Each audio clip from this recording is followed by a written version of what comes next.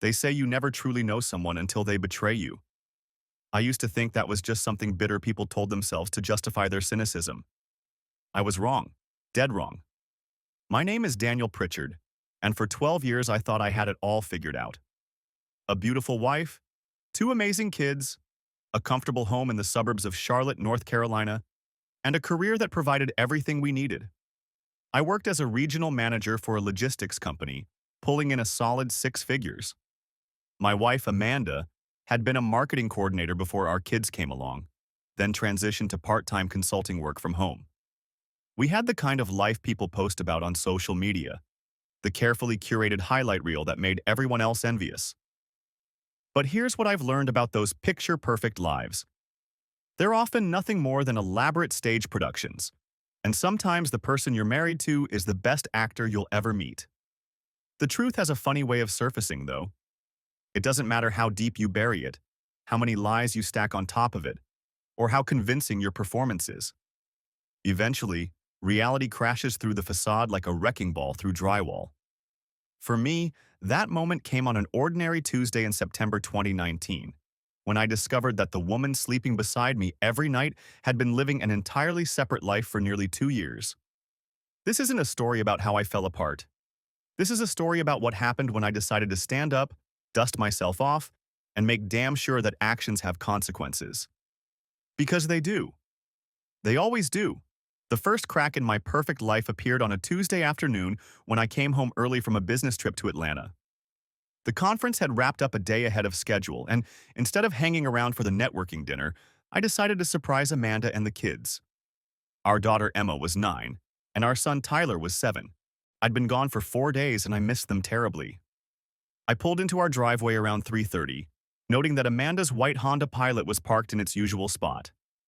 The kids wouldn't be home from school for another hour, which meant I'd have some time alone with my wife. Maybe we could grab a quick coffee together, talk without the constant interruptions that came with parenting two energetic kids. Those quiet moments had become rare lately, and I'd been feeling the distance between us growing wider with each passing month.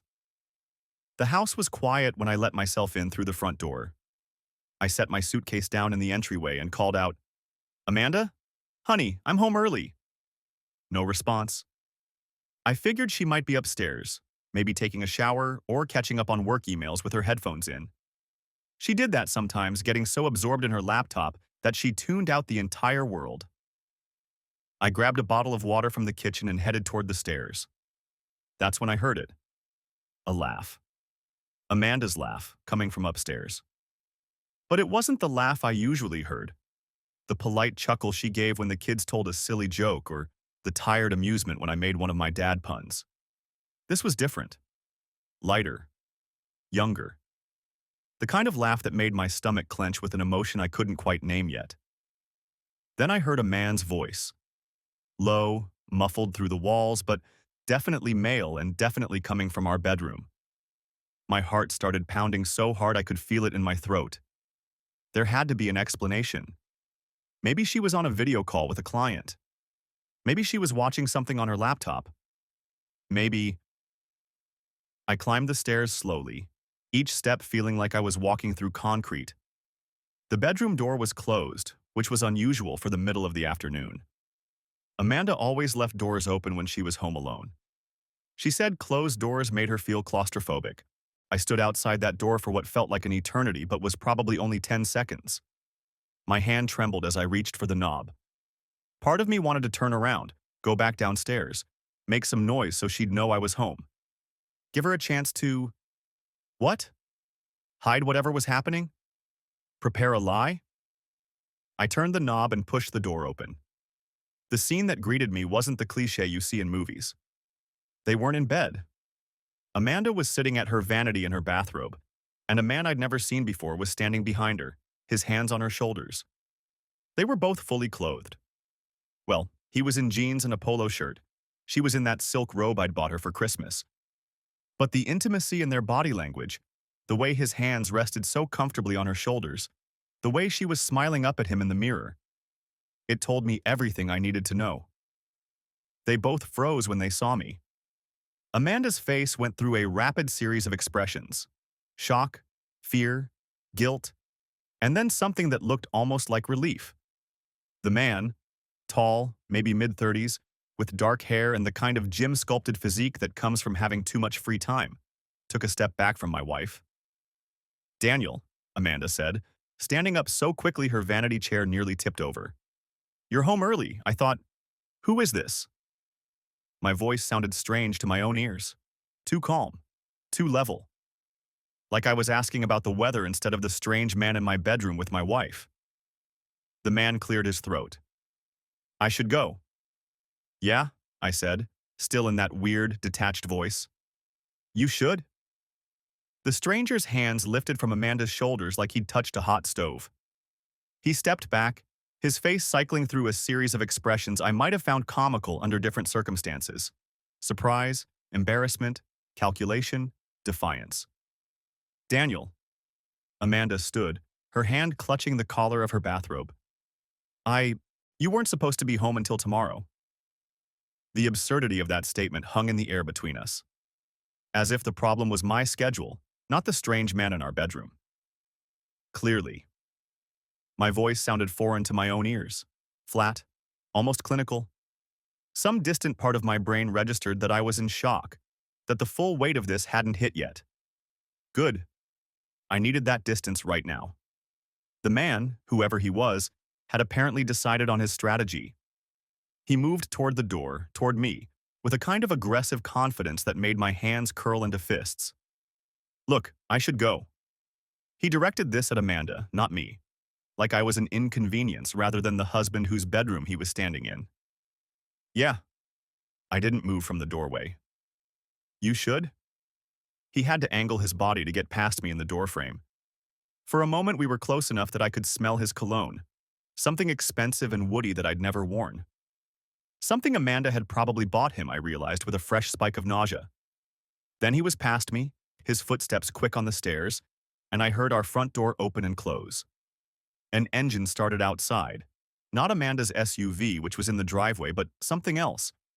Something I'd been too focused on my surprise homecoming to notice when I pulled in. I should have gone after him, demanded to know who he was, how long this had been going on, whether my children knew this man. Instead, I stayed frozen in the doorway, watching my wife. Amanda had sat back down at her vanity, but she wasn't looking at her reflection anymore. She was staring at her hands, twisting her wedding ring, the one I'd saved for 3 months to buy, back when we were young and broke and stupid in love. "How long?" I asked. She flinched. "Daniel." "How long?" "6 months." Her voice was barely above a whisper. "A little over 6 months." 6 months. Half a year of lies. I thought back over the past 6 months, trying to pinpoint when things had changed. When had she started this? Spring, then. While I was managing the new distribution center opening in Richmond, working 60-hour weeks to secure the promotion I'd been promised. The promotion I'd wanted partly because it meant more money for our family, for the kids' college funds, for the life we were building together. "Who is he?" "His name is Kyle." She finally looked up at me, and I saw tears on her cheeks. When had she started crying? "We met at the gym." The gym. Of course. Amanda had joined that boutique fitness place in January, the one that cost twice what a normal gym membership would run. I'd encouraged her to do it, told her she deserved to invest in herself, to have something that was just hers.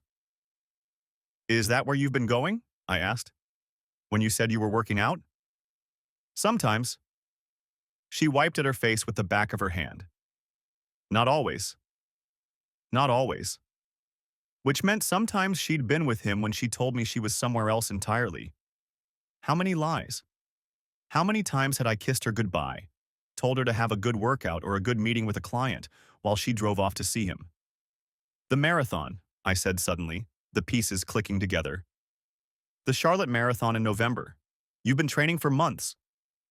Something flickered across her face. Guilt, I thought, but also something else. Something that looked almost like relief. "I'm not running the marathon," she said quietly. The words didn't make sense at first. I'd seen her in her running gear dozens of times. Watched her stretch in the living room before heading out, Listened to her talk about her training schedule, her target pace, her nutrition plan. She'd shown me articles about proper hydration and injury prevention. We'd talked about me and the kids making signs to cheer her on at the finish line. What do you mean you're not running it? I never registered. She was looking at her hands again. The training runs. Most of them weren't real. I'd meet Kyle at different trail locations. She trailed off, but I didn't need her to finish. The nausea was back, stronger this time. All those Saturday mornings when she'd left before the kids woke up, returning 2 or 3 hours later flushed and energized. All those evenings when she'd gone out for quick 5-milers after dinner. The new running watch she'd bought, expensive with GPS tracking, that she'd been so excited about. GPS tracking. The thought lodged itself in my brain, insistent. Her running watch tracked her routes. Saved them. She'd shown me the app once, proud of the data it collected. Distance, pace, elevation, the exact path she'd taken. "Where's your running watch?" I asked. She looked confused by the question. "In the bathroom. Why?" I walked past her into our ensuite bathroom. The watch was on the counter next to her sink, the band still damp with what I'd assumed was sweat. I picked it up, pressed the button to wake the screen. It was locked, but I knew the passcode, her birthday, same as she used for everything. The app opened to her activity history. Dozens of runs logged over the past months. I tapped on the most recent one, from 3 days ago.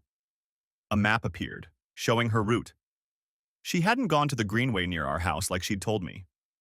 The route started at a parking lot I didn't recognize, wound through what looked like a residential area, then stopped at an address that definitely wasn't a running trail. "Daniel, please." Amanda had followed me into the bathroom. "Can we just talk about this?" Talk about what? I was scrolling through her run history now, opening route after route. Different locations, different neighborhoods. Some I recognized as actual running trails. Others ended at addresses, parking lots, places that made no sense for a training run. Talk about how you've been lying to me for 6 months? How you've been using our kids' Saturday morning cartoons as cover to go sleep with another man? It wasn't like that. Then what was it like? I turned to face her, the watch still in my hand. Explain it to me, Amanda. Help me understand how this was somehow different from what it looks like. She opened her mouth, closed it again. I waited, giving her the chance to offer some explanation that would make this make sense. But we both knew there wasn't one. "I don't know what to say," she whispered finally. "Yeah." I looked down at the watch, at the evidence of months of deception literally in my palm. "Me neither." I walked past her, back into the bedroom. I needed to think. Needed to process this. Needed to figure out what the hell I was supposed to do now. "Where are you going?" Amanda asked behind me. "Downstairs." I paused at the bedroom door. "The kids will be home soon. I suggest you get dressed and figure out how you want to handle this because we're going to have to tell them something." "Tell them what?" I looked at her, really looked at her. She was still beautiful, still the woman I'd married 12 years ago. But she was also a stranger. Someone who could lie to my face for 6 months, who could plan elaborate deceptions, who could risk everything we'd built for… what?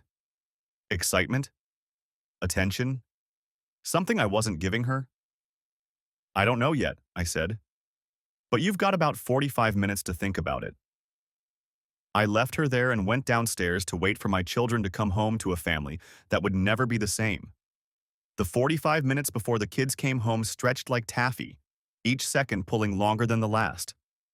Amanda and I sat at opposite ends of the kitchen table. Her with a glass of water she kept rotating in small circles. Me with my phone face down on the wood surface. The GPS evidence still glowing beneath it like radioactive material. "We need to figure out what we're telling them," Amanda said finally. Her voice had that hollow quality again, like she was reading lines she'd rehearsed but didn't quite believe. "We're not telling them anything yet," I said. "You're going to act completely normal. Dinner, homework, bedtime routine, everything exactly as it should be." She looked up at me, confusion creasing her forehead. "Daniel, we can't just…" "Yes, we can." I kept my voice level, factual. Emma's already been asking why you seem distracted lately. Tyler told me last week he thought you were sick because you kept checking your phone and smiling at nothing. So tonight, you're going to be present. You're going to be the mother they deserve, even if you haven't been the wife I thought I had. The words landed like I'd meant them to. Sharp, precise, leaving marks. Amanda's face crumpled slightly before she caught herself, reassembling her expression into something more neutral. She was good at that, I was learning. The reassembly. The performance. What about after tonight? She asked. After tonight, you and I are going to have several very detailed conversations about timelines, about who knows what, about whether Kyle has a wife who deserves to know she's been lied to the same way I have. Amanda's hand stopped rotating the glass. Daniel, does he? She closed her eyes. Yes. Of course he did. The affair partner always seemed to. It made the whole thing more exciting, I supposed. More forbidden. Two people with everything to lose, choosing to risk it anyway for whatever thrill they got from hotel rooms and parking lot meetings disguised as fitness goals. Name, I said. What? His wife's name? Amanda shook her head slowly. You can't just blow up another family because you're angry. The laugh that came out of me surprised us both. It was sharp, almost a bark. I'm not blowing up anything. You did that. You and Kyle. I'm just deciding whether to let another person keep living in the same fantasy I've been living in, or whether she deserves the truth.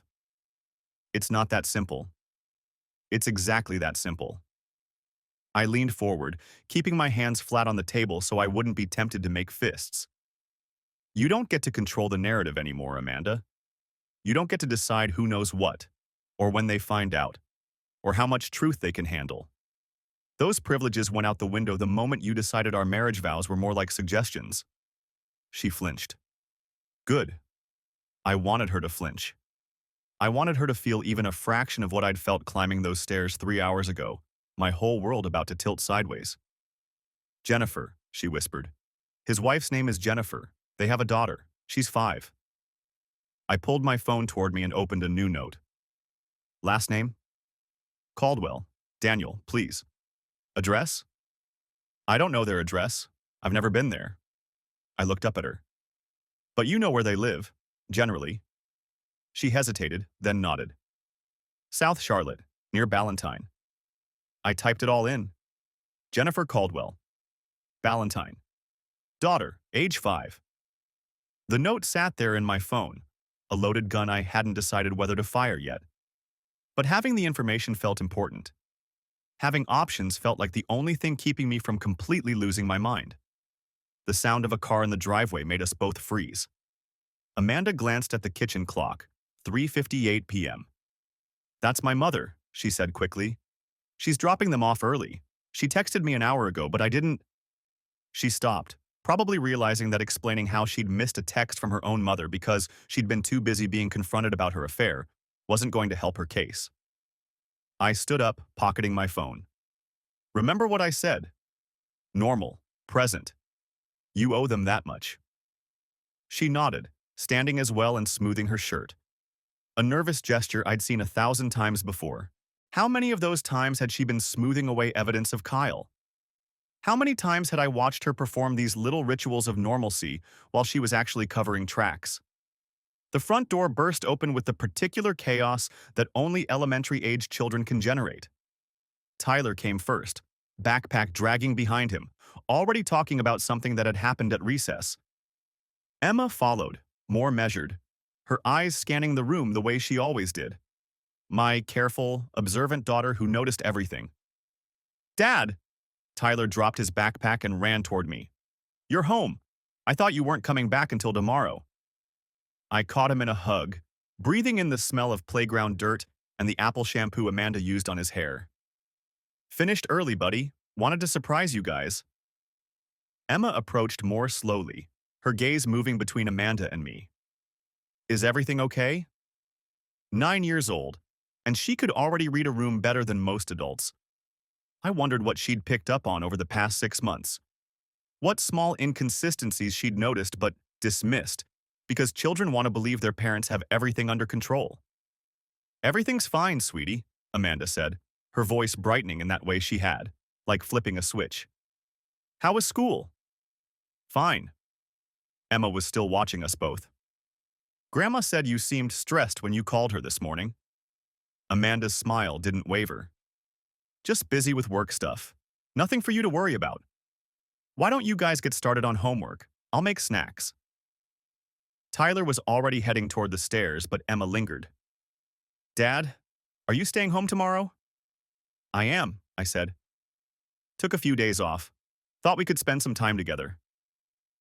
That seemed to satisfy her, and she followed her brother upstairs, though I caught her glancing back once before she disappeared around the corner. Amanda moved toward the refrigerator, pulling out string cheese and grapes with mechanical precision. I watched her hands shake slightly as she arranged everything on plates, small tremors she was trying to hide. "How long do we keep this up?" she asked quietly, her back still to me. "As long as it takes." "For what?" I moved closer, keeping my voice low enough that it wouldn't carry upstairs. "For me to figure out what I'm actually dealing with. For me to understand the full scope of what you've done. For me to make decisions based on complete information instead of whatever version of the truth you think I can handle." She turned around, plates in hand. "I told you everything." "You told me what I caught you in. That's not the same thing." I took one of the plates from her. "I'll take this up to Tyler. You get Emma. And Amanda?" I waited until she met my eyes. "If I find out you've contacted Kyle to coordinate stories or warn him about anything, that information about his wife stops being theoretical. Understand?" She nodded slowly, and I saw it again. That flash of calculation behind her eyes. She was already thinking about angles, about damage control, about how to manage this situation. The marathon lie had required months of planning, careful coordination, systematic deception. That kind of sustained dishonesty didn't just happen. It was a skill, cultivated and refined. I'd been married to a stranger for 6 months at least. Maybe longer. Maybe always. The thought followed me up the stairs toward Tyler's room, where I could hear him already talking to himself, acting out some elaborate scenario with his action figures. Normal childhood sounds from a normal Tuesday afternoon in a house that would never be normal again. I paused outside his door, plate of snacks in hand, and let myself have 5 seconds. 5 seconds to feel the full weight of what was happening. 5 seconds to acknowledge that my children's lives were about to change in ways they couldn't possibly understand yet. Then I pushed the door open and smiled at my son, because that's what you do. You compartmentalize. You perform. You give them normal for as long as you possibly can, even when normal is just another lie you're telling to protect them from the truth. I was learning from the best, after all. The kids went to bed at 8:30, their usual bedtime on school nights. Emma had asked twice more if everything was okay, her dark eyes studying my face with that unnerving perception children sometimes possess. I told her everything was fine, that Daddy was just tired from his trip. Tyler, bless him, remained oblivious, chattering about a science project involving volcanoes. Amanda read to them like she always did. I listened from the hallway as her voice carried through Tyler's door, steady and warm, narrating some story about dragons and knights. The performance never faltered. If I hadn't seen what I'd seen 5 hours earlier, I would never have detected the slightest tremor in her composure. That's what disturbed me most, I think. Not the betrayal itself, though God knows that was devastating enough, but the seamless way she could compartmentalize. How she could go from whatever she'd been doing with Kyle in our bedroom to helping Emma with her math homework without missing a beat. The cognitive dissonance required for that kind of deception suggested either profound emotional detachment or years of practice I'd somehow missed. I sat in my home office, really just a converted third bedroom with a desk and filing cabinet, and opened my laptop. The house had gone quiet. Amanda was in our bedroom with the door closed. We hadn't spoken since the kids came home except for the necessary coordination of dinner and bedtime routines. My hands hovered over the keyboard for a moment before I typed Charlotte Marathon 2019 into the search bar. The official website loaded. I navigated to the registration page, then to the participant lookup function. My heart hammered against my ribs as I entered Amanda's name. No results found. I tried variations. Amanda Pritchard. A. Pritchard. Amanda J. Pritchard. Her maiden name, Amanda Foster. Nothing. I sat back in my chair, staring at the screen. Some part of me had hoped, desperately, pathetically, that maybe I'd misunderstood. That perhaps she'd registered under a different name for some reason, or there was a technical error, or she'd signed up for a different marathon and I'd gotten confused. But no. She'd told me Charlotte Marathon, scheduled for November 2nd. 6 weeks away. She'd been training since April. 5 months of preparation for a race she'd never intended to run. I pulled up our credit card statements next. We had separate accounts for personal expenses, but shared cards for household purchases. Amanda used the joint Visa for most things. I scrolled back through the months, looking for the registration fee. Marathon entries weren't cheap, usually $100 to $150, depending on when you registered. April, May, June, July, August, September. No marathon registration. Not for Charlotte, not for any other race. What I did find were charges from her gym, Elevation Fitness on Providence Road. $89 monthly membership fee, charged like clockwork on the first of each month. That part was real, at least. She joined in March, right before announcing her marathon plans. I pulled up Google Maps and typed in the gym's address. Then I grabbed my phone and opened the fitness app that synced with Amanda's GPS watch. She'd given me access to her account months ago, back when she first started training, so I could track her progress and cheer her on. The irony wasn't lost on me. Her running history displayed in a neat chronological list. I selected the most recent entry, Saturday morning, 3 days ago. The route appeared on screen, a winding path marked in red. It started from our house, headed east on our street, then south on the main road. So far, consistent with her stated route through the nearby greenway. But then the line diverged, turning into a residential neighborhood I didn't recognize. The route ended at a specific address on Wendover Road, approximately 4.2 miles from our house. I copied the address and pasted it into Google Maps. Street view showed a modest 2-story house with gray siding and black shutters. A basketball hoop stood in the driveway. Children's toys scattered across the front lawn. My stomach clenched. I went back to Amanda's running history and selected another entry. Thursday evening, September 12th. This route ended at a different address, this one near South Park, a shopping and business district. The GPS pin dropped on what appeared to be a hotel, the Piedmont Grand. I checked another run. Another address. This one a park in Dilworth, the route terminating at a parking area rather than completing any kind of loop. And another. And another. The pattern emerged with sickening clarity. Amanda's runs rarely formed complete circuits. They were point-to-point journeys, starting from our house and ending at various locations throughout Charlotte. The distances varied, sometimes 3 miles, sometimes 8. But the structure remained consistent. She was running to destinations, not for exercise. I pulled up our text message history and scrolled back through the months. There were dozens of exchanges about her training. Amanda, May 3. Just finished 6 miles. Legs are jello but feeling great. Me? That's my girl. Proud of you. Amanda, June 18th. Hit the wall at mile 4 today. This heat is brutal. Me. Make sure you're hydrating enough. Want me to pick up more Gatorade? Amanda, July 22nd. New PR, 8 miles in 1:24. Getting faster? Me. You're going to crush this marathon. Each message was a lie. A deliberate, calculated fabrication sent while she was... What? Sitting in Kyle's car? In a hotel room? Walking through some park with him? I felt my throat tighten and forced myself to breathe slowly through my nose. Getting emotional wouldn't help. I needed to think clearly, to understand the full scope of what I was dealing with.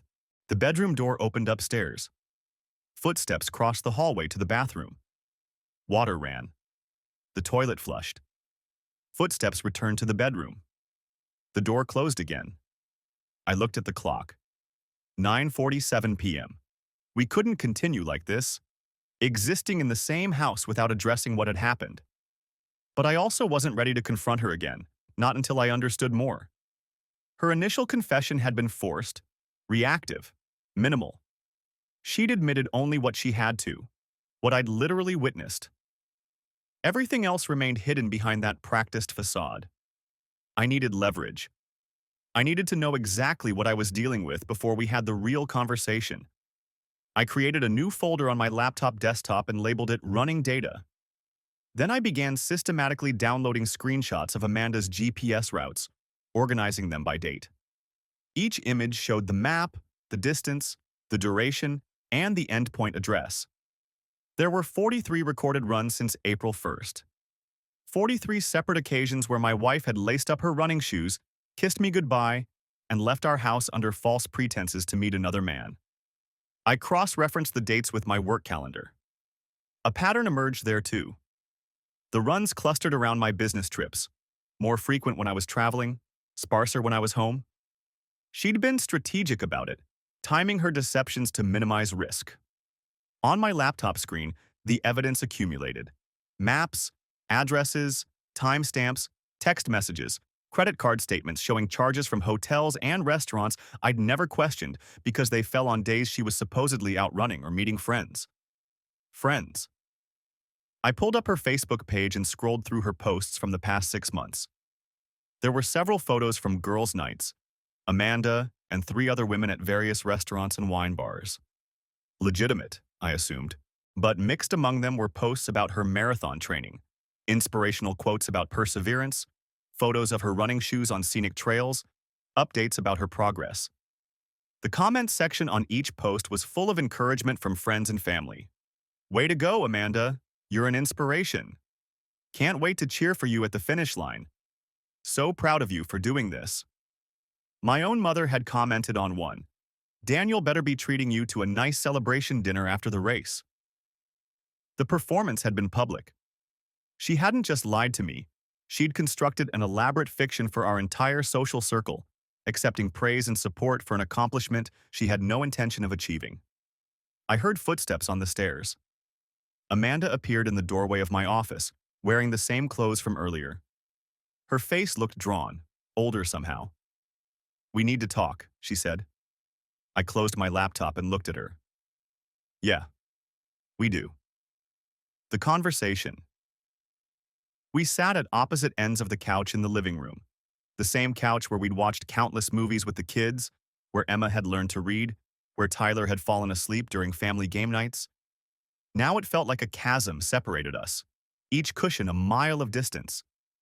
Amanda had changed into what I recognized as her serious conversation outfit, yoga pants and an oversized sweater. Even now, even in this, she was managing her presentation. Her hair was pulled back in a ponytail, and she'd washed off her makeup. The bare face was strategic, I realized, an attempt to appear vulnerable, authentic. 6 days ago, I would have found it endearing. "I don't know where to start," she said, tucking her legs beneath her. "How about with the truth?" I kept my voice level. "The actual truth this time, not another performance." She flinched. Good. At least she could still feel something. "I never meant for it to happen," she began, and I almost laughed. "The oldest line in the infidelity playbook. Skip that part," I said. "I don't need the script. I need facts. How did you meet him?" Amanda took a breath. "At the gym, last March. We started talking by the weight machines. Just casual conversation at first. He was funny, attentive. He asked about my day, remembered details about things I'd mentioned." She paused. "Things you used to do." There it was, the pivot to make this partially my fault. I'd been waiting for it. "So I'm responsible because I didn't memorize your daily minutia while managing a region that spans 3 states?" "No, that's not what I meant." "Then what did you mean, Amanda? Be specific." She pulled the sleeves of her sweater over her hands. "I felt invisible. You were always traveling, always on calls. When you were home, you were tired or distracted. The kids got your attention, work got your attention, but I was just there, part of the furniture." I let the silence stretch. She wanted me to argue, to defend myself, to turn this into a mutual failure. I wouldn't give her that. When did it become physical? I asked instead. May, late May. Her voice dropped. We'd been texting for a few weeks, meeting for coffee a couple times. Then one day he suggested we go for a run together. He just started running too. And it felt exciting, secret, like I had something that was just mine. So you invented the marathon? Not at first. She looked down at her hands. At first, I really was going to register. I thought if I was training for something real, the runs with Kyle would just be a side benefit. But then I looked at the registration fee. It was almost $200, and I thought, why bother? You'd never check. No one would check. I could just say I was training, post about it, and everyone would believe me. The casual calculation in her voice made my stomach turn. This wasn't a crime of passion or a moment of weakness. This was premeditated, systematic fraud. How often did you meet him? Twice a week, usually. Sometimes 3 times when you were traveling. She met my eyes. I know what you're thinking. That I planned it around your schedule. I did. I'm not going to lie about that now. How considerate. The sarcasm slipped out before I could stop it. And his wife? Jennifer? Did you think about her while you were planning your schedule? Amanda's face hardened slightly. He told me their marriage was over, that they were staying together for their daughter but sleeping in separate rooms, that Jennifer had checked out years ago. And you believed him. I wanted to believe him. She pulled her knees up to her chest. I wanted to believe that what we had was real, that it wasn't just sordid, that we were 2 people who'd found each other in bad situations. Did you love him? The question hung in the air. Amanda took a long time to answer. I don't know, she said finally. I loved how he made me feel, seen, desired, important. When I was with him, I wasn't just Tyler and Emma's mom or your wife or someone's former colleague who gave it all up. I was Amanda. Just Amanda. And that was enough. You are those things, I said quietly. You're a mother. You're a wife. Those aren't diminishments. They're roles you chose. Roles that come with responsibilities. I know that. Her voice cracked. I know I destroyed everything. I look at Emma and Tyler and I want to die, Daniel. I want to disappear because I know what I've done to them, to this family. But I can't take it back. I can't undo 6 months of choices. 7, I corrected. You met him in March. It's October. I don't care when you first slept with him. You started lying to me in March. 7 months of lies, Amanda. 7 months of looking me in the eye over breakfast and dinner and bedtime stories, knowing you were betraying everything we built. She was crying now, silent tears running down her bare face. I felt nothing watching her cry.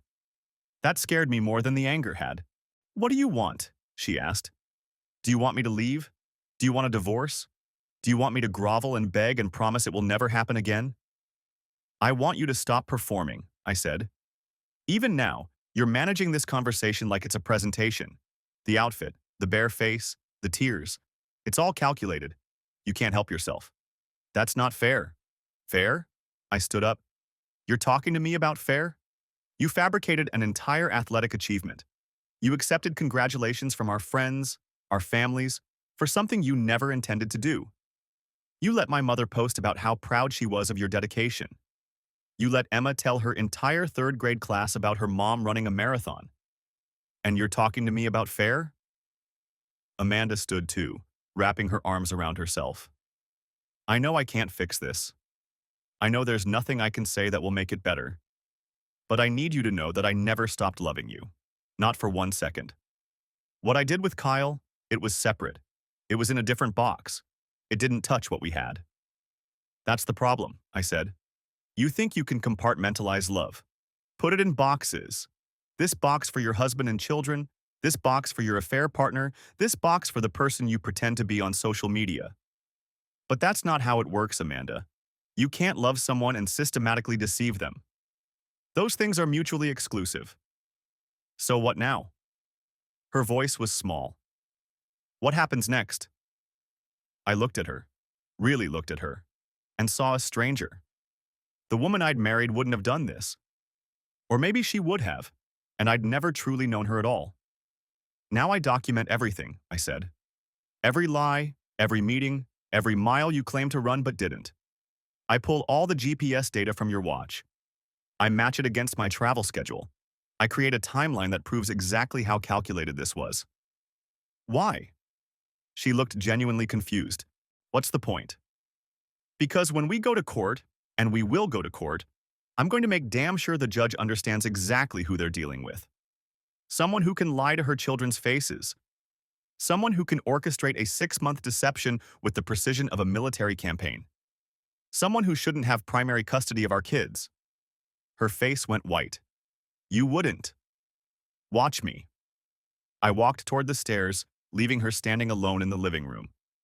Behind me, I heard her sink back onto the couch, her sobs finally turning raw and uncontrolled.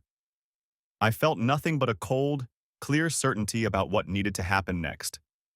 The silence in the bedroom stretched between us like a physical barrier. Amanda sat on the edge of the bed, her face buried in her hands, shoulders shaking with what I assumed were tears. I stood near the doorway, still holding my phone with its damning GPS evidence, feeling nothing but a cold, methodical clarity. I need to know something, I said, my voice cutting through her sobs. The marathon. When exactly were you planning to tell me you weren't running it? She looked up, mascara streaking down her cheeks. What? The Charlotte Marathon is 3 weeks away, September 22nd. You've been training since April. At some point, race day was going to arrive, and I'd expect you to actually run 26.2 miles. I kept my tone conversational, almost curious. So what was the plan? Fake an injury, pretend you ran it, and hope I wouldn't check results? Amanda's face went through several expressions. Confusion, calculation, something that might have been shame. I was going to say I got injured during a training run, maybe 2 weeks before the race. Which training run? I asked. The one at Kyle's house or one of the hotel visits? Daniel, please. No, I'm genuinely curious about the logistics here. I scrolled through the GPS data on my phone. You've put a lot of effort into this deception, posting on social media about your progress, buying actual running gear. You even complained about blisters and sore muscles. That's commitment to the lie. I did run sometimes, she said quietly. Not every time was... I did actually train a little. I pulled up the data. Out of 43 recorded activities on your watch, 11 appear to be actual runs. Short ones. 3 to 5 miles mostly. The rest end at addresses or have suspicious gaps in the GPS tracking. I looked at her. So about 25% truth, 75% affair. Is that the ratio for our whole marriage, or just these past 7 months? That's not fair. Fair? The word came out sharper than I intended. You're worried about fair? She stood up, wrapping her arms around herself. I know I don't have the right to ask for anything. But can we please not do this tonight? It's almost 2 in the morning. We're both exhausted. The kids will be up in 5 hours. She was right about the time. The clock on the nightstand read 1:47 a.m. But the thought of sleeping in the same room as her, of pretending even for a few hours that anything was normal, made my stomach turn. I'm taking the guest room, I said. Daniel, this isn't negotiable, Amanda. I'm not sleeping in here. I grabbed my phone charger and a change of clothes from the dresser. As I reached the doorway, she spoke again. What happens tomorrow? I turned back. She looked smaller somehow, diminished. The woman who'd been laughing with Kyle in our bedroom just hours ago seemed like a different person from this hollow-eyed stranger. Tomorrow I call a lawyer, I said. Then I figure out how to tell our children that their mother is a liar. Don't, she whispered. Please don't tell them like that. How should I tell them, Amanda? What's the appropriate way to explain that mommy's marathon training was actually secret meetings with another man? Should I use one of your carefully constructed lies? Maybe I should post it on social media since you've made our life so public. I never posted anything about Kyle. No, you posted about your fake marathon training. You let our friends and family congratulate you. My mother sent you that care package with the fancy running socks and energy gels. Remember that? She was so proud of you for setting a goal and working toward it. The anger was building now, hot and acidic in my throat. She called me last week to ask if I'd be at the finish line to cheer you on. I told her I wouldn't miss it for the world.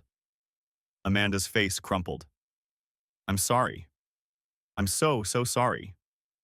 Stop saying that. I gripped the doorframe, steadying myself. Sorry is what you say when you accidentally break something. This wasn't an accident. You built an entire fictional narrative and maintained it for 7 months. That takes effort, planning. You're not sorry you did it. You're sorry you got caught. That's not true. Then prove it. I met her eyes. Tell me everything, right now. Every lie, every meeting, every time you looked me in the face and lied about where you'd been or what you were doing. She was silent for a long moment. I can't. Can't or won't. Both. Her voice was barely audible. If I tell you everything, you'll hate me even more than you already do. I don't hate you, Amanda. And that was the truth, surprising as it was. I don't feel anything for you right now except the need to protect our kids from whatever this is. I left before she could respond, walking down the hallway to the guest room we'd set up for visitors. It was a small space, decorated in neutral tones with a double bed and a dresser. I'd slept here maybe twice in 12 years, both times when I'd had the flu and didn't want to keep Amanda awake with my coughing. The irony wasn't lost on me. I plugged in my phone and set it on the nightstand, then sat on the edge of the bed, staring at the wall. My hands were shaking, adrenaline finally catching up with the shock. I'd been running on autopilot since I'd walked into that bedroom, my mind cataloging evidence and building a case like I was managing a logistics problem at work. But this wasn't a shipping delay or a warehouse inventory discrepancy. This was my marriage, my family, the life I'd spent 12 years building. My phone buzzed. A text from Amanda. Please don't call a lawyer yet. Give me a chance to fix this. I stared at the message for several seconds, then typed back, You can't fix 7 months of calculated deception in one night. Or ever. 3 dots appeared, disappeared, appeared again. Finally. Can we at least agree not to tell the kids until we figure out what we're going to do? That at least made sense. Emma and Tyler didn't need to know the details of their parents' disintegrating marriage. Not yet. Not until I understood the full scope of what I was dealing with. Fine. But we're telling them something. I won't lie to them about why I'm sleeping in the guest room. We can say you're not feeling well. No more lies, Amanda, not even small ones. We tell them I need some space. That's the truth. No response came. I lay back on the bed, still fully dressed, and stared at the ceiling. The house was quiet except for the ambient sounds of the HVAC system and the occasional creak of settling wood. Normal sounds. A normal house on a normal Tuesday night, except nothing was normal anymore. My mind kept circling back to the GPS data. 43 recorded activities. Dozens of lies. How many conversations had we had where she'd complained about her training? How many times had I encouraged her, told her I was proud of her dedication, offered to watch the kids so she could get her long runs in? I'd been actively supporting her affair without knowing it. The thought made me nauseous. I reached for my phone again and opened my email, typing Divorce Attorney Charlotte NC into the search bar. Several law firms came up.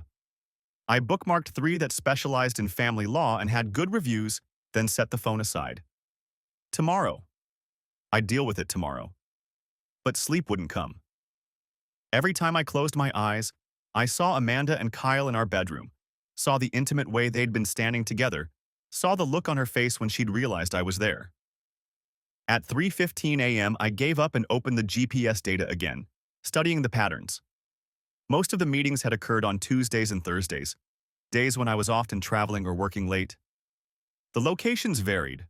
Kyle's address appeared 17 times, various hotels 6 times, public parks and trail parking lots another 15 times. She'd been meticulous, almost professional in her deception. I started making notes in a document on my phone, cataloging each suspicious run with its date, duration, and endpoint. If this was going to court, I needed everything organized and clear. No emotion, just facts. The work calmed me somehow. This, I could control. I couldn't control Amanda's choices or fix what she'd broken, but I could document it. I could build a case. I could make damn sure that when this all fell apart, and it would fall apart, I'd have everything I needed to protect my kids. By the time the first gray light of dawn started filtering through the guest room window, I had a detailed spreadsheet of every questionable activity on Amanda's GPS watch, cross-referenced with my own travel schedule and calendar. The pattern was undeniable, systematic, calculated. And I had proof of all of it. The house remained quiet as the first rays of sunlight cut through the guest room blinds. I'd been awake for hours, my laptop screen casting a pale glow across the spreadsheets I'd been building. The data told a story more damning than any confession. 43 logged activities, each one a deliberate choice, each location stamp a breadcrumb leading away from our marriage. My phone buzzed at 6:47 a.m., a text from my attorney, David Brennan. Can you come in today? 10 a.m.? Need to discuss strategy before we file. I typed back a confirmation, then closed the laptop. Downstairs, I could hear Amanda moving around the kitchen, the coffee maker gurgling, cabinet doors opening and closing with careful quietness. She was trying not to wake the kids. Or maybe trying not to remind me she existed. I showered and dressed in the guest bathroom, avoiding our master suite entirely. When I came downstairs at 7:15, Amanda was standing at the counter in her bathrobe staring at her phone. She looked up when I entered, her eyes red-rimmed and puffy. Daniel, we need to… I have a meeting at 10, I said, moving past her to pour coffee. I'll be back this afternoon. A meeting with who? I turned to face her, the mug warm in my hands. Does it matter? Her face crumpled slightly. Are you talking to a lawyer? What did you think I was doing up there? Writing poetry? She set her phone down, her hands trembling. I know you're angry. I know I deserve that. But we have to think about Emma and Tyler. We have to figure out how to what, Amanda? How to explain to them that mommy was too busy screwing around to actually run the marathon she talked about every single day for 6 months? That she lied to their faces while they made her good luck cards? Her voice came out barely above a whisper. That's not fair. Fair? I set the mug down harder than I intended, coffee sloshing over the rim. You want to talk about fair? I've been up all night looking at the data from your watch. April 19th, you told me you were doing a long run while I was in Atlanta. 15 miles, you said. You posted about it on Facebook, remember? How proud you were of your progress. She didn't respond, just stared at the counter. Your watch shows you drove to the Sheraton on Independence Boulevard. You were there for 3 hours and 12 minutes. You logged it as a recovery walk. I pulled my phone out, scrolling to the screenshot I'd taken. Want to see the GPS coordinates? They put you in the parking garage. Stop, her voice cracked. Please stop. That same day, Emma had a school event, a mother-daughter tea. She asked me why you couldn't come, and I told her you were training hard, that you were chasing your dream. I made her understand why her mother missing her event was okay. I could feel my voice rising despite my efforts to stay calm. I defended you to our 9-year-old daughter while you were in a hotel room. Amanda's face had gone pale. I forgot about the tea. I swear I forgot. You forgot. I laughed, but there was no humor in it. That's what you're going with? I know how it sounds. Do you? Because from where I'm standing, it sounds like you were so wrapped up in your affair that you couldn't even remember your own daughter's school events. And that's just one day, Amanda. One day out of 43. She pressed her hands to her face, shoulders shaking. Part of me, a small, dying part, wanted to comfort her. 12 years of marriage doesn't evaporate overnight, no matter what she'd done. But I stayed where I was, coffee growing cold in my hands. I'm going to tell her, Amanda said suddenly, looking up. Her mascara had started to run. Jennifer, Kyle's wife. I'm going to tell her everything. I studied her face, looking for the angle. Why? Because it's the right thing to do. Because she deserves to know just like you did. She wiped at her eyes. Kyle said their marriage was over anyway, that they were just staying together for their daughter, but I don't, I can't trust anything he said now. I can't trust my own judgment. When? Today, this morning. I have her number. Kyle gave it to me once in case of an emergency. She laughed bitterly. Isn't that twisted? He gave me his wife's number. I checked my watch. I need to get ready. The kids will be up soon. Daniel, wait. She moved toward me, then stopped when I stepped back.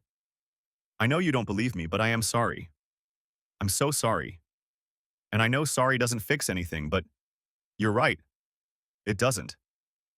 I headed for the stairs, then paused. If you're actually going to call Jennifer Caldwell, do it before you lose your nerve. She deserves better than being the last to know. David Brennan's office was in a renovated historic building in Dilworth, all exposed brick and tall windows. I'd chosen him based on a recommendation from a colleague who'd gone through a contentious divorce 3 years ago. He's a pit bull, my colleague had said. But he's fair. He won't drag it out just to rack up billable hours. David was in his mid-50s, gray hair cut military short, wearing a crisp white shirt with the sleeves rolled up. He gestured to the chair across from his desk as I entered. Daniel, thanks for coming in on short notice. He pulled a legal pad toward him. I've reviewed the materials you sent over. The GPS data, the marathon registration records, the social media posts. It's comprehensive. I used to audit supply chain logistics, I said. Tracking things is what I do. Well, it shows. He tapped his pen against the pad. Here's where we are. North Carolina is an equitable distribution state, which means marital assets get divided fairly, not necessarily 50-50. The affair itself doesn't directly impact property division, but it can influence alimony. I don't care about alimony. You should. Amanda hasn't worked full-time in 7 years. The court will likely award her some form of spousal support, especially if she gets significant custody. My jaw tightened. That's not happening. The custody piece is more complex. David leaned back in his chair. Courts in North Carolina prioritize the best interests of the child. They don't punish a parent for adultery unless it directly harmed the children. She lied to them. Every single day. I understand, and we'll make that argument. The systematic deception, the missed school events, the fact that she prioritized her affair over parenting responsibilities. He paused.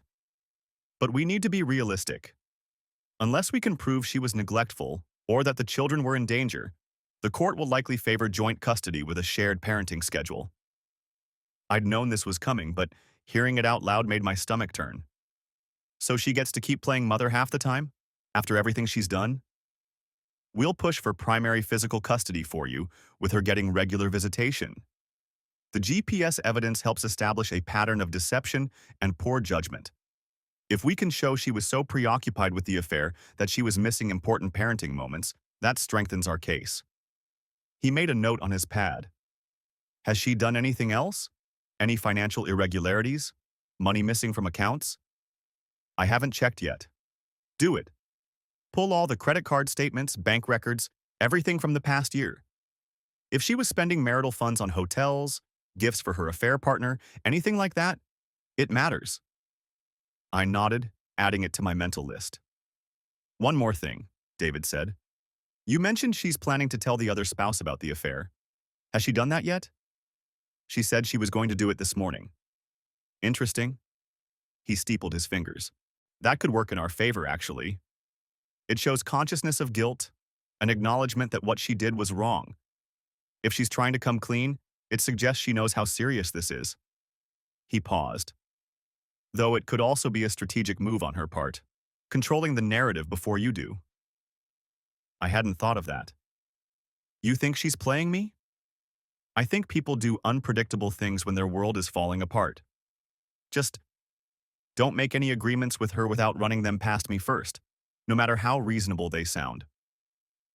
The drive back from David Brennan's office should have felt cathartic. I had evidence. I had a strategy. I had a plan that would, according to my attorney, give me a strong position in both the divorce and custody proceedings. Instead, I felt hollowed out. It was Wednesday afternoon, September 25th. 24 hours since I'd walked out of my own house with a duffel bag and my kids' confused faces watching from the front window.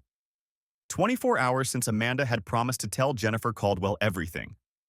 24 hours of staying at a Hampton Inn, 2 miles from my own bed, ordering room service I couldn't taste, and explaining to Emma over FaceTime why Daddy was working late for a few days. The lies were already starting, just different ones. I pulled into the parking lot of a Panera near the hotel. Not because I was hungry, I'd barely managed half a bagel that morning, but because the idea of returning to that sterile room with its industrial carpet and generic landscape paintings made my chest tight. I needed to sit somewhere that felt normal. Somewhere I could pretend I was just another guy grabbing lunch, not someone whose entire life had detonated 48 hours ago. My phone buzzed as I found a corner table. Amanda. We need to talk about telling the kids. I stared at the message for a long moment. The casual presumption of we felt obscene. There was no we anymore. There was a woman who'd systematically lied to me for 6 months and a man trying to figure out how to protect his children from the fallout. My fingers hovered over the keyboard. David's voice echoed in my head. Document everything. Keep communications factual. Don't engage emotionally. Anything you text can be used in court. My attorney advises all communication go through him. I'll have his office contact you. 3 dots appeared immediately. Disappeared. Appeared again. Daniel, there are children. We can't lawyer our way through this. The audacity of it made me laugh. A short, bitter sound that made the college student at the next table glance over. Our children. The same children she'd abandoned for afternoon trysts while I thought she was becoming a marathon runner. The same children whose school events she'd skipped because Kyle was available. The same children who'd helped her fake train by timing her warm-up stretches in the driveway before she drove to his house. You made this adversarial. I'm just responding accordingly. I put the phone face down on the table and forced myself to breathe. This was what the next months would look like. Years, maybe. Every interaction filtered through lawyers and carefully worded texts. Every decision about Emma and Tyler turned into a negotiation, a power play, a potential piece of evidence. The phone buzzed again. And again. I didn't look. Instead, I opened my laptop and pulled up the shared Google Photos account Amanda and I had maintained since Emma was born. 12 years of memories, organized into albums. Emma's first day of school. Tyler's T-ball.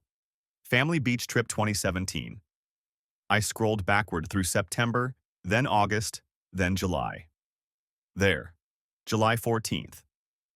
The date jumped out because it was Tyler's 7th birthday. We'd thrown a party at our house, bouncy castle, pizza, 20 screaming kids hopped up on cake and sunshine. The photos showed Tyler's gap-toothed grin, Emma helping him open presents, Amanda laughing as she served slices of superhero-themed cake. I checked the GPS log David had printed for me. July 14th, 2:47 p.m. Amanda's fitness watch logged a run, starting from our house. Duration, 2 hours, 14 minutes. Route, 3.2 miles to Kyle Caldwell's address. Stationary for 1 hour, 48 minutes, 3.2 miles back. The party had started at noon. I'd been there the whole time, managing the chaos, grilling hot dogs, helping kids navigate the bouncy castle. I remembered Amanda disappearing around 2:30. She'd said she needed to run to the store for more ice. She'd been gone over 2 hours. I'd noticed. I remembered feeling annoyed that she'd left me alone with 20 kids. But when she returned with 2 bags of ice and an apologetic smile, explaining there'd been a line at the gas station, I'd accepted it without question. Our son's 7th birthday party. She'd left our son's birthday party to sleep with Kyle Caldwell. I closed the laptop before I could throw it across the restaurant. My phone buzzed again. Not Amanda this time. A number I didn't recognize with a 704 area code. Local. Mr. Pritchard? This is Jennifer Caldwell. Amanda gave me your number. Can we talk? I read the message 3 times, my pulse accelerating with each pass. So Amanda had actually done it. She'd told Kyle's wife, or told her something anyway, The question was what version of events Jennifer had received. Yes. When and where? The response came within seconds. I'm at the Starbucks on Providence Road, the one near Sharon Corners. Can you come now? I checked my watch. 2:15 p.m. Emma and Tyler would be in school for another hour. I had time. I'll be there in 15 minutes. I spotted Jennifer Caldwell immediately when I walked into the Starbucks. She was sitting at a corner table, hands wrapped around a coffee cup, staring at nothing. Mid-30s, blonde hair pulled back in a ponytail, wearing yoga pants and an oversized sweatshirt. She looked like she hadn't slept. I recognized the look. I'd seen it in my own mirror that morning. Jennifer? I approached slowly, the way you might approach someone standing on a ledge. She looked up, and I saw her eyes were red-rimmed. Daniel, thank you for coming. Her voice was steady, but barely. I wasn't sure you would. I sat down across from her. Amanda told you. Some of it. Jennifer's laugh was hollow. Maybe. I don't know what's true anymore. Join the club. We sat in silence for a moment. Around us, the Starbucks hummed with normal life. People ordering lattes, typing on laptops, chatting about weekend plans. The cognitive dissonance was staggering. She called me yesterday afternoon, Jennifer said finally. Said she'd been seeing Kyle, that it had been going on since April, that she was sorry and thought I deserved to know. She looked at me directly. She made it sound like a confession, like she was being brave by telling me. Was she? I already knew. Jennifer's voice hardened. I've known since July. I found hotel receipts, texts he'd deleted but backed up to our shared iCloud. I confronted him. He swore it was over, that it had been a mistake, that he'd ended it. He cried, begged me to stay. For our daughter. The floor seemed to tilt beneath me. July? July 22nd, specifically. Jennifer pulled out her phone, scrolled, turned it to show me a screenshot. A text exchange between her and Kyle, dated July 22nd. His messages were exactly what you'd expect. Apologies, promises, declarations that he'd never stray again.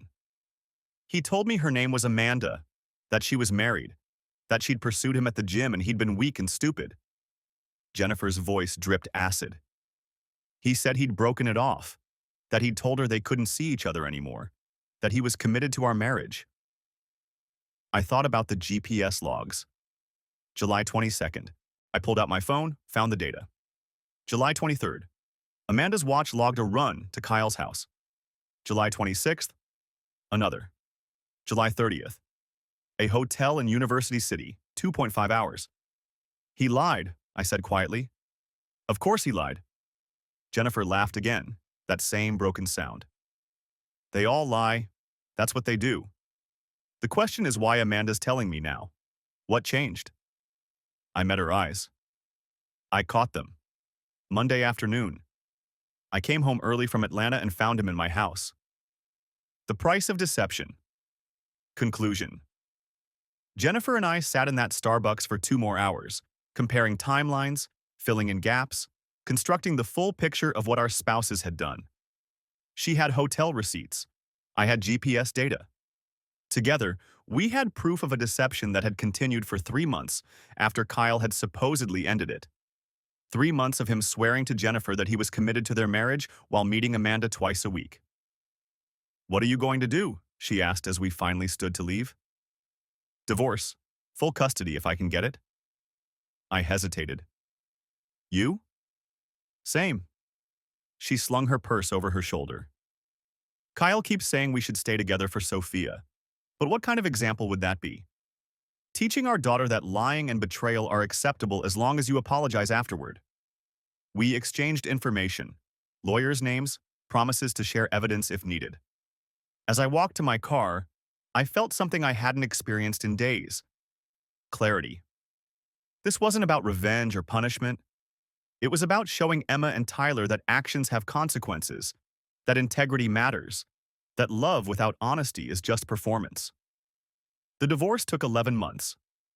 North Carolina requires a year of separation before filing, so I moved into a rental house 3 blocks from our family home. Amanda fought the custody arrangement initially, but when David presented the GPS evidence, the timeline of missed school events, and Jennifer's testimony about the affair continuing after Kyle claimed to have ended it, her attorney advised her to settle. I got primary physical custody. Amanda has the kids every other weekend and 1 evening per week. It's not perfect. Emma still asks why we can't be a family again, and Tyler sometimes goes quiet when he sees his mother's car pull up. But it's honest. No more performances. No more lies disguised as normalcy.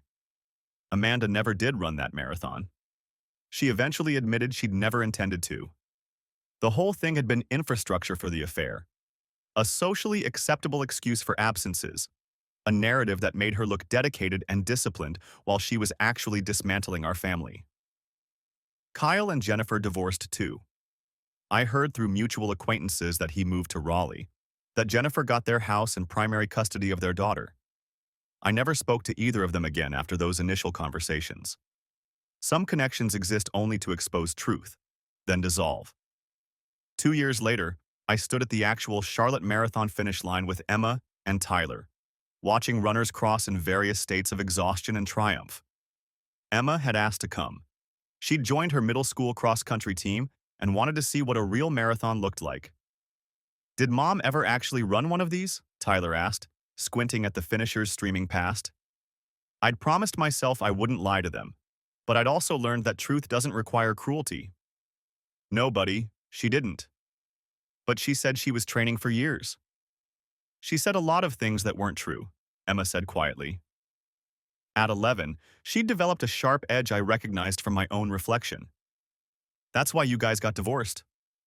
"That's part of it," I acknowledged. But the divorce wasn't about one lie. It was about choosing to keep lying even when telling the truth would have been hard. We watched in silence as a woman in her 60s crossed the finish line, her face streaked with tears and triumph.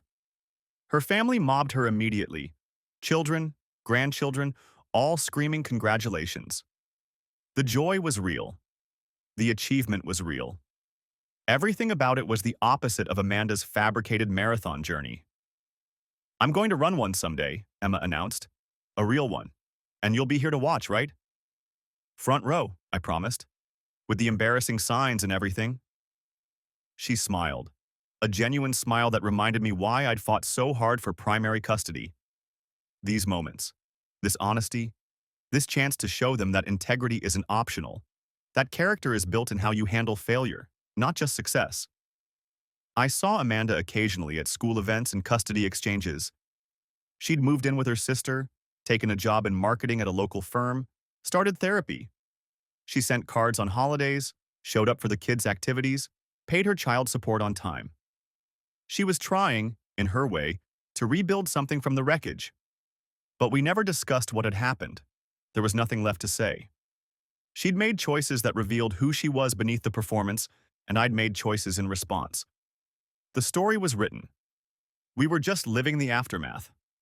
Kyle, I learned later, had moved through 2 more relationships in 18 months, each ending when the woman discovered he was still married or involved with someone else. Some people never learn. They just find new audiences for the same show.